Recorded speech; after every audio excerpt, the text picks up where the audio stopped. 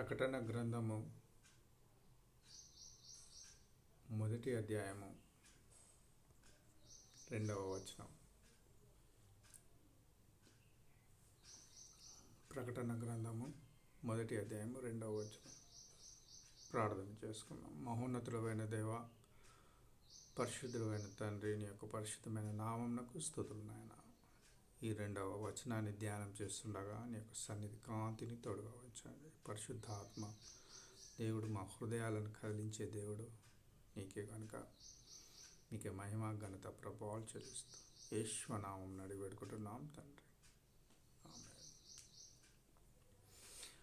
ప్రకటన గ్రంథం మొదటి అధ్యాయము 2వ వచనం. అతడు దేవుని వాక్యమును గూర్చియు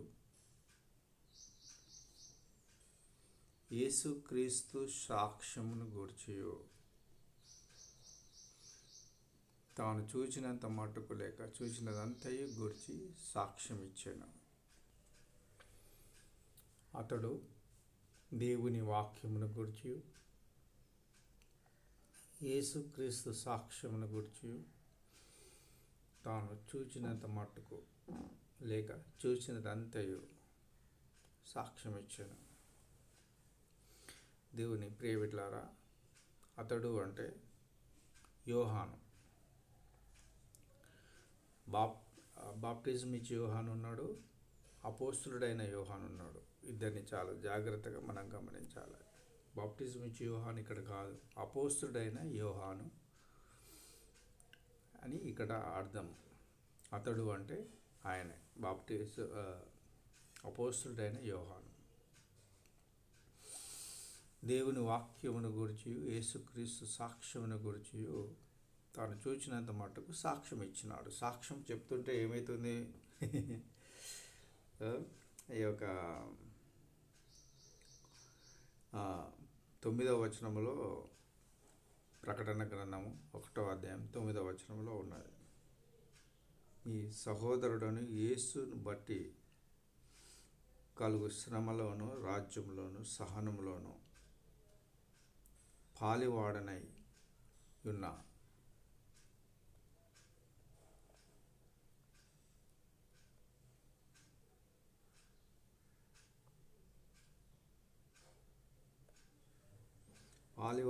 ఉన్న యోహానును నేను దేవుని వాక్యము గురించి బోధించినందుకు, యేసుక్రీస్తును సాక్ష్యం ఇచ్చినందుకు పద్మాసు దీపమున పరవాసినైతిని అని అన్నాడు. ఇక్కడ పద్మాసు దీపంలో పరవాసి, ఇక్కడ పద్మాసు దీపంలో పరవాసి అంటున్నాడు. అంటే పద్మాసు అని అంటే ఎక్కడుంది? అది ఒక ద్వీపం అన్నట్టు. ద్వీపము అంటే ఏంటిది? చుట్టూ నీళ్ళుండి ఒక దగ్గర భూమి ఉన్నదాన్ని ద్వీపం అంటారు. ఆ ద్వీపంలో నేను వేసినారు. ఎందుకు? దేవుని వాక్యమును గురించి. దేవుని వాక్యము అనేది చాలా ఇంపార్టెంట్. ఇక్కడ మనము దేవుని వాక్యం అనేది చాలా ఇంపార్టెంట్. దేవుని వాక్యం అనేది చాలా ఇంపార్టెంట్. దేవుని వాక్యం, తోరా అని అంటే ఆ పంచకాండాలు, ధర్మశాస్త్రము అంటే మొత్తం బైబిల్ కాదు. బైబిల్ అంతటినీ డివైడ్ చేసి తోరా అనేది పంచకాండాలు అన్నట్టు. ధర్మశాస్త్రం అనేది 5 కాండాలే. ఆది కాండము, నిర్గమకాండము, లేవ్యకాండము, సంఖ్యాకాండము, ద్వితీయోపదేశ కాండాన్ని దీన్ని తోరా అంటారు అన్నట్టు. అయితే ఈ తోరా రాసిన వారు ఎవరు? మోషే రాసినాడు. మోషే రాసిన దానికి మనం ఏం చేస్తున్నాము? ఆయనను అది బోధిస్తున్నాం. మనం మోషే రాసిన పంచకాండాలను మనం బోధిస్తుంటే ఏమవుతుంది? సాతానుకు ఆయనకి కొద్దిగా కోపం వస్తుంది. ఎందుకు కోపం వస్తుంది? ఈ యొక్క సన్నిధి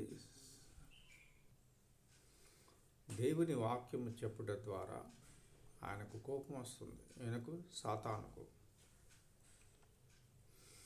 దేవుని వాక్యము చాలా విలువైనది, సజీవమైనది. అదేంటిదంటే సజీవమైన వాక్యం అన్నట్టు. యేసుక్రీస్తు సాక్ష్యము అంటే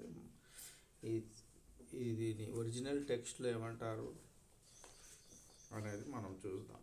టెస్ట్ మనీ ఏమంటారు? సాక్ష్యం అంటారు. దాని గ్రీకు భాషలో మర్టైరియా అని అంటారు. మటేరియా అని అంటారు అన్నట్టు. అంటే సాక్ష్యము. హెబ్రీ భాషలో ఎడ్ అంటారు. ఎడ్ అంటే సాక్ష్యం. దీని గురించి చెప్పినప్పుడు సాతానుకు భలే కోపం వస్తుంది. సాతానుకు చాలా కోపం వస్తుంది. అయితే ఈ యోహాను అందుకే సాక్ష్యం చెప్తున్నాడు కనుక, దేవుని వాక్యమును చెప్తున్నాడు కనుక ఆయనను పద్మాసు దీపము అంటే, అది దీపము అని అంటే చుట్టూ నీళ్ళు ఉండేటివి ఒకటి, దాన్ని పద్మాసు అని అంటారు అన్నట్టు. పద్మాసు దీపంలోని వేయబడ్డాడు అన్నట్టు. పద్మాసు దీపము ఎక్కడ? తుర్కీలో ఉంది. టర్కీలో ఉన్నది అన్నట్టు. అప్పుడు ఏసియా మైనర్ అంటారు. ఏసియా మైనర్ను 2000 సంవత్సరముల క్రితము ఏసియా మైనర్ అంటారు. ఇప్పుడు అది టర్కీ అయింది. టర్కీలో ఒక భాగములో ఒక ద్వీపం అన్నట్టు. ఈ యొక్క ద్వీపంలో ఈయనను వేసినప్పుడు ఆయన వేసినా కూడా అంటే ఇక బందీగా ఉన్నట్టు అన్నట్టు. పద్మాసు దీపం అంటే బందీ అన్నట్టు. ఎటు చూసినా చుట్టూ నీళ్ళే, ఎటు రాలేని పరిస్థితిలో ఉన్నప్పుడు ఆయనకు కలిగిన ఈ దర్శనం అన్నట్టు. దేవుని దర్శనము పొందుకోవాలంటే మనకు కొన్ని శ్రమలను అనుభవించాలి. శ్రమలను అనుభవిస్తేనే దేవుని పొందుకుంటాం, దర్శనాలను పొందుకుంటాం మనం. శ్రమలు లేకపోతే దర్శనాలు లేవు. ఆత్మీయమైన జీవితము, శరీరమైన జీవితం ఉంటుంది. రెండు రకాల జీవితాలు ఉంటాయి మనకు. శరీర రకమైన జీవితము, ఆత్మీయమైన జీవితం అనేది రెండు వ్యతిరేకమైన పదాలు అన్నట్టు. శరీరంగా జీవిస్తే జీవించు, కానీ ఆత్మీయంగా ఉండదు. ఆత్మీయంగా జీవిస్తే జీవించు, కానీ శారీరకంగా ఉండదు. ఇది దేవునికిని సిరికిని ఉండదు అన్నట్టు. సిరి కావాలనుకున్నవాడు సిరినే పట్టుకుంటాడు. అంటే డబ్బులను పట్టుకుంటే వాడు డబ్బులే ఉంటాయి కానీ దేవుడు ఉండడు. చాలా జాగ్రత్తగా మనం గమనించాలి. దేవుని పట్టుకుంటే డబ్బులు ఉండవు. అందుకోసమే ఇప్పుడు అందరికీ కరువు వస్తుంది. కరువు వచ్చింది అన్నట్టు.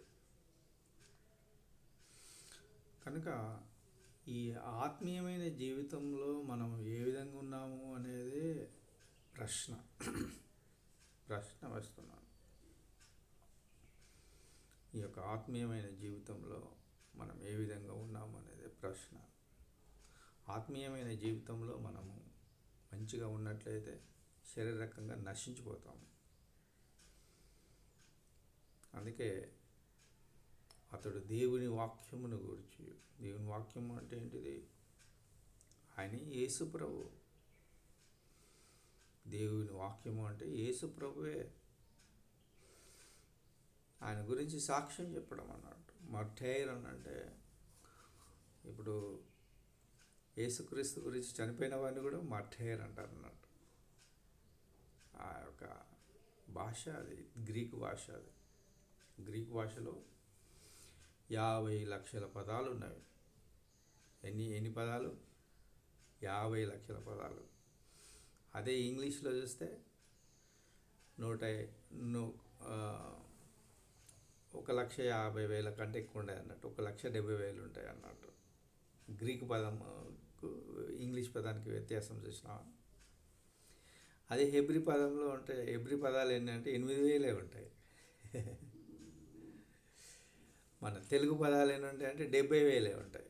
70,000 అంతకు మించి ఉండవు. చాలా జాగ్రత్తగా వినాలి. గ్రీక్ పదాలు ఎన్ని, హెబ్రీ పదాలు ఎన్ని, తెలుగు పదాలు ఎన్ని, ఇంగ్లీష్ పదాలు ఎన్నో చెప్పినాను.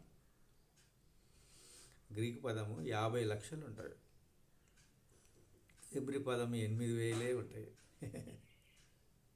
ఇంగ్లీష్ పదము 170, అంటే 150 నుండి 170 వరకు, 1,50,000 నుండి 70,000 వరకు, 1,70,000 వరకే ఉంటాయి ఇంగ్లీష్లో. తెలుగులో 70,000 ఉంటాయి. ఈ అందుకోసమే గ్రీక్ భాషని ఎన్నుకున్నాడు దేవుడు. న్యూ టెస్టిమెంట్ గ్రీక్ భాషని ఎన్నుకున్నాడు దేవుడు. అలాగే అతడు దేవుని వాక్యమును గూర్చి, యేసుక్రీస్తు సాక్ష్యమును గూర్చి తాను చూసినంత మట్టుకు సాక్ష్యం ఇచ్చాడు. దేవుడు ఈ పరిశుద్ధ వాక్యమును మన మెడికల్లో దీవించి ఆశీర్వదించును గాక.